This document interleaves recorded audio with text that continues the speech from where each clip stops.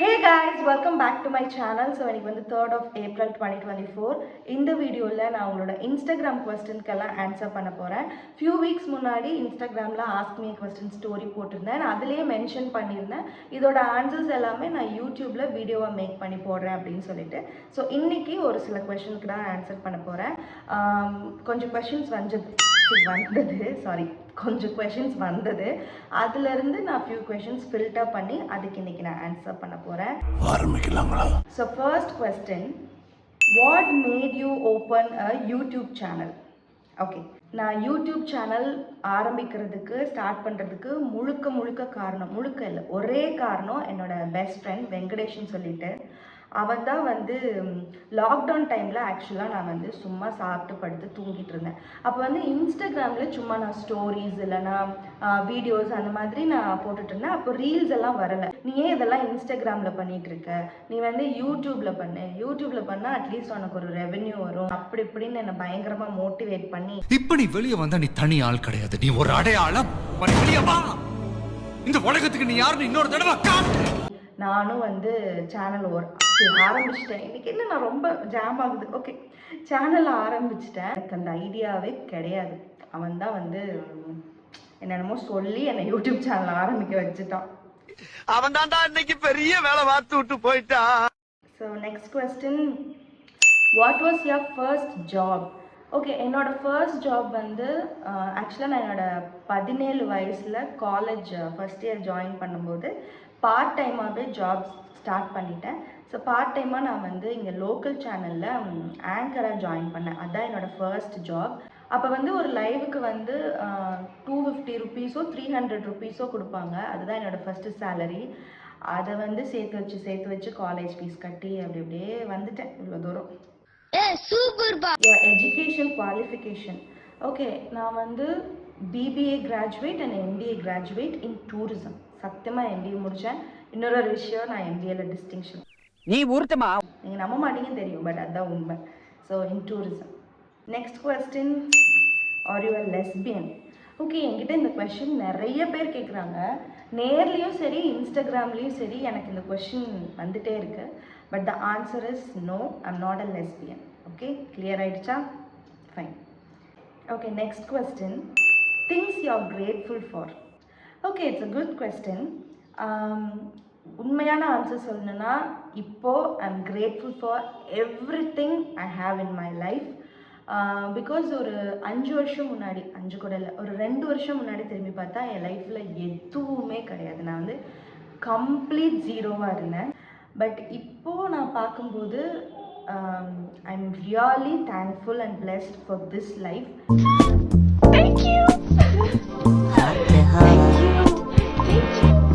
அதுக்கப்புறம், describe your ex in 3 words. Waste, எல்லாம் waste, time waste, money waste, anything everything waste. நான் வாழ்க்கையில் ஒரு விஷயம் நினச்சே பார்க்கக்கூடாது, திரும்பியே பார்க்கக்கூடாது அப்படின்னு நினைக்கிறது அது ஒன்று தான். ஸோ அதை பற்றி பேசுகிறதுக்கு ஒன்றுமே கிடையாது. Okay, no comments, simply waste. Okay, next question, things you have learnt in life. Okay, it's a good question. வந்து இப்போ நான் என்ன உங்கள்கிட்ட சொல்றது? நிறைய இருக்குது. நான் சொன்ன மாதிரி ரொம்ப சின்ன வயசுலேயே நான் ஃபினான்ஷியல் சப்போர்ட் இல்லாமல் நானே என்னை பார்த்துக்க ஆரம்பிச்சிட்டேன்.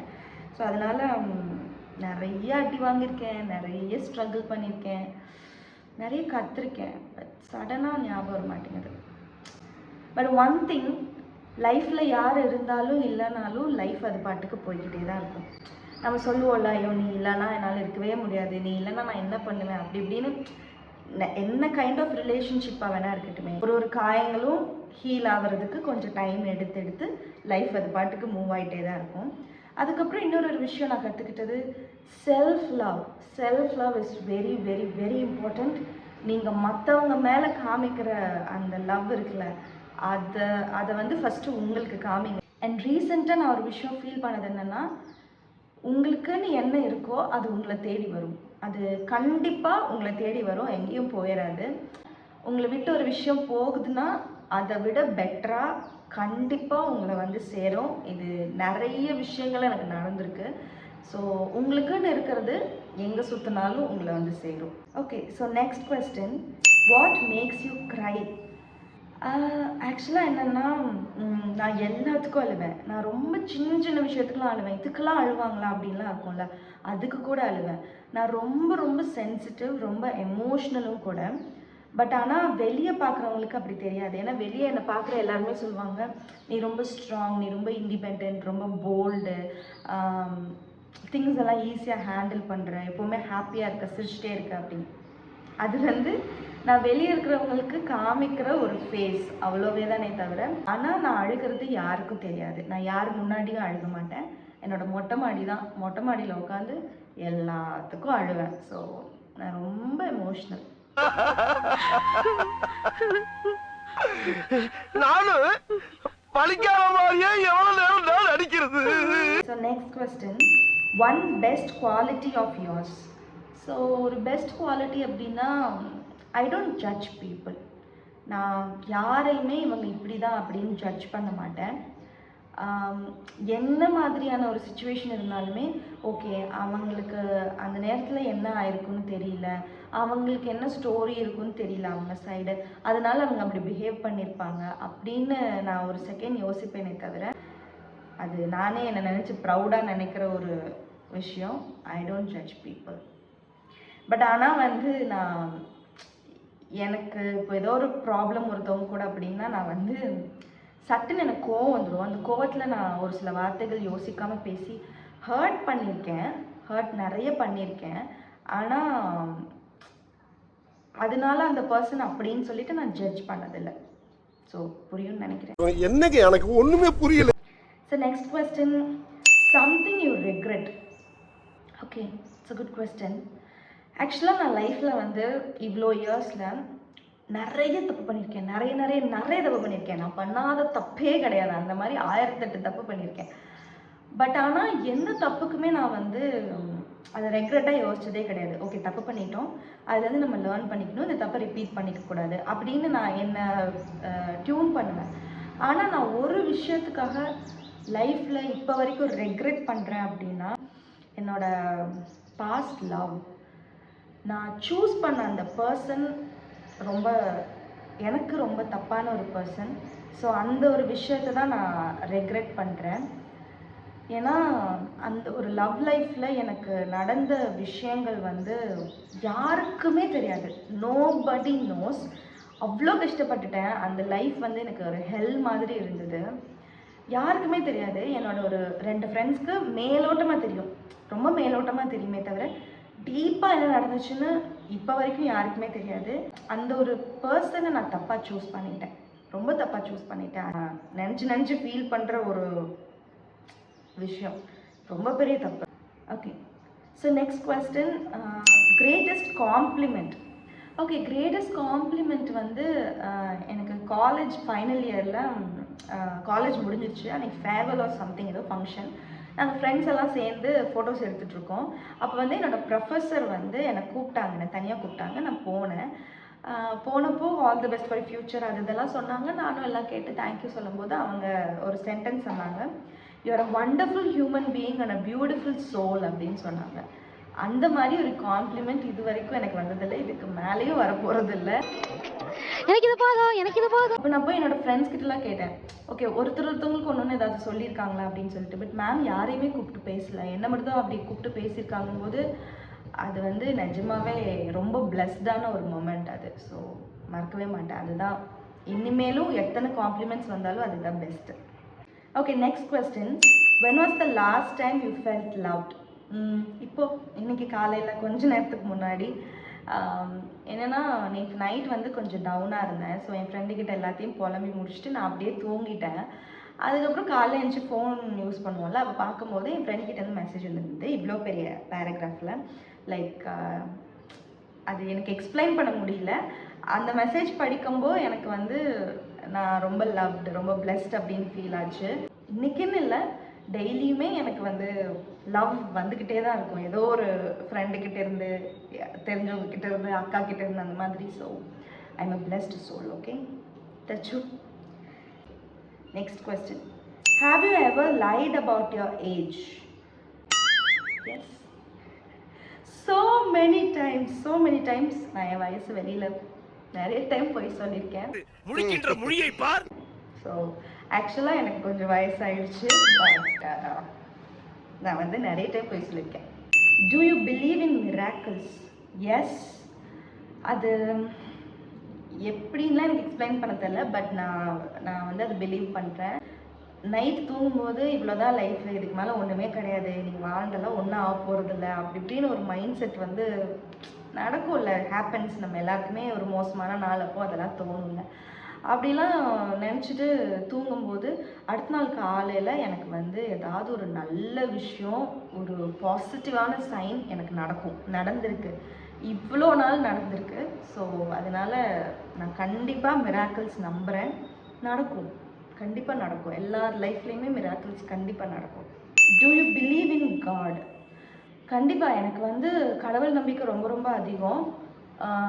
நான் ஒரு விஷயம் கிளியர் பண்ணுறேன், I'm not a religious one, I'm a spiritual one. ஏன்னா நான் வந்து சர்ச் போனப்போ ஃபோட்டோஸ் அப்லோட் பண்ணியிருக்கேன், கோவில் போனப்போ ஃபோட்டோஸ் அப்லோட் பண்ணியிருக்கேன். அப்போ வந்து கேட்பாங்க, நீங்கள் கிறிஸ்டியனா ஹிந்துவா 2 கோயிலுக்குமே போகிறீங்களே அப்படி இப்படிலாம்.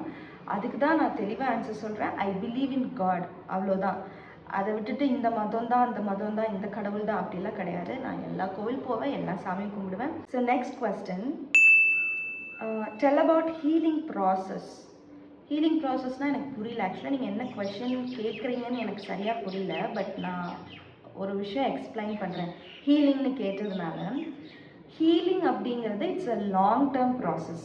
அது சட்டுன்னுலாம் சரியாயிடாது. அது சின்ன கஷ்டமாக இருந்தாலும் சரி, பெரிய கஷ்டமாக இருந்தாலும் சரி, அது அவங்கவுங்களுக்கு தான் தெரியும் அந்த கஷ்டம் வந்து எவ்வளோ அவங்கள அஃபெக்ட் பண்ணியிருக்குன்னு. ஆப்போசிட்டில் பார்க்குறவங்களுக்கு வந்து இந்த விஷயத்துக்குலாம் இவ்வளோ ஃபீல் பண்ணிகிட்டு இருக்காளா அப்படின்னு கேட்டால் அந்த விஷயம் அவங்களுக்கு ரொம்ப பெருசாக இருக்கலாம். ஸோ அதனால யாரையுமே சின்ன கஷ்டம் பெரிய கஷ்டம் அப்படிலாம் எதுவுமே கிடையாது. கஷ்டம்தான் ஃபஸ்ட்டு. ஸோ யாரையுமே வந்து இதெல்லாம் ஒரு விஷயம் நீ ஃபீல் பண்ணிகிட்டு இருக்கியா, எனக்கு எவ்வளோ பெரிய கஷ்டம் இருக்குது தெரியுமா அப்படிலாம் சொல்லாதீங்க. தயவு செய்து ஃபஸ்ட்டு யாரை பார்த்தோ அதை சொல்லாதீங்க. அது இன்னுமே அவங்கள ஹர்ட் பண்ணும். ஏன்னா அவங்களுக்கு அதை ஹேண்டில் பண்ண முடியாமல் இருக்கலாம், ரொம்ப டைம் எடுக்கும். ஏன்னா ஒரு புண்ணு அப்படின்னா அந்த புண்ணு ஆறுறதுக்கு நம்மளுக்கு டைம் எடுக்கும்ல, அதே மாதிரி தான். ஸோ அதே மாதிரி ஹீலிங் அப்படிங்கிறது ஒரு ஸ்ட்ரெயிட் லைன்லலாம் இருக்காது. டெய்லி வந்து நம்ம ஹாப்பியாக இருப்போம், அதுக்கப்புறம் அது சரியாகும், டெய்லி சோகமாக இருப்போம் சரியாகும் அப்படிலாம் கிடையாது. டெய்லி நியூட்ரல் ஃபீலிங்கில் இருப்போம். No, healing is a linear process. ஒரு நாள் நம்ம ரொம்ப ஹாப்பியாக இருப்போம், ஒரு நாள் ரொம்ப டவுனாக இருப்போம், ஒரு நாள் நியூட்ரல் ஃபீலிங்கில் இருப்போம், ஒரு நாள் ரொம்ப ஹைப்பில் இருப்போம், ஒரு நாள் வந்து ரொம்ப அழுவோம், இந்த லைஃப் வேணான்னு தோணும், திரும்ப அந்த ஞாபகங்கள் அந்த கஷ்டங்கள்லாம் உங்களுக்கு வரும். ஸோ இப்படியெல்லாம் போய் தான் அந்த லீனியர் ப்ராசஸில் போய் தான் ஹீலிங் வந்து ஒரு பீரியட் ஆஃப் டைமில் லைட்டாக சரியாகும். ஸோ ரொம்ப ப்ரெஷர் பண்ணாதீங்க உங்களோட ஹீலிங் டைமை. அண்ட் இன்னொரு விஷயம், நிறைய பேர் பண்ணுற தப்பு என்னென்னா, இப்போ ஒரு நாள் ரொம்ப ஹாப்பியாக இருக்கும்னா அதை என்ஜாய் பண்ணிடுவாங்க. பட் ஒரு நாள் ரொம்ப சேடாக இருக்கும், ரொம்ப டவுனாக இருக்கும் அப்படின்னா அந்த ஒரு ஃபீலிங்கை வந்து நீங்கள் அக்செப்ட் பண்ணாமல் ஃபீல் பண்ணாமல் அந்த டைமை வந்து நீங்கள் வந்து டிஸ்ட்ராக்ட் பண்ணணும் அப்படிங்கிறதுக்காக ரொம்ப ஹெவியாக ஒர்க் பண்ணுறதா இருக்கட்டும், இல்லைனா வந்து ஒரு பப்புக்கு போகிறதோ இல்லை படத்துக்கு போகிறதோ அப்படிலாம் அந்த ஃபீலிங்கை நீங்கள் ஹைட் பண்ண ஆரம்பிச்சிங்கன்னா அது பைலப் ஆகி ஒரு நாள் வெடிச்சிரும். ஸோ அதனால் please don't do that. So என்னை பொறுத்த வரைக்கும் இதுதான் ஹீலிங் ப்ராசஸ் நான் நம்புகிறேன். So last question, first song in the morning. Recent டேஸாக நான் வந்து ஃபர்ஸ்ட் சாங் வந்து ஏதோ ஒரு டிவோஷனல் சாங்கோட தான் ஆரம்பிக்கிறேன். அது வந்து மோஸ்ட்லி ஒரு ஜீசஸ் சாங் இருக்குது, உயர்மலையம்னு சொல்லிட்டு. அதுக்கப்புறம் அந்த சாங் தான் நிறைய டைம் கேட்குறேன். அதுக்கப்புறம் சிவனோட ஒரு சாங் என்னப்பன் அல்லவா, அப்புறம் இப்போ முருகரோட சாங்ஸ், இந்த மாதிரி காலையில் ஏதோ ஒரு டிவோஷனல் சாங்கோட தான் இப்போ ரீசெண்ட் டேஸாக ஆரம்பிச்சிட்ருக்கேன். அதுக்கப்புறம் ஒரு மோட்டிவேஷ்னல் பிளேலிஸ்ட் போகும். நான் காலையில் எழுந்திரிச்சு குளிச்சு கிளம்பி ஆஃபீஸ் போகிற வரைக்கும் ஒரே மோட்டிவேஷ்னல் சாங் போயிட்டுருக்கோம். எல்லா புகழும் ஒருவனுக்கு, அதுக்கப்புறம் எல்லோருக்கும் ஜெயிக்கிற காலம் வரும், ஆகாசம் எப்போதும், இந்த மாதிரி ஒரு பிளேலிஸ்ட் இருக்குது, அது வரும். அவ்வளோதான், காலையில் இதுதான் நான் கேட்குறது.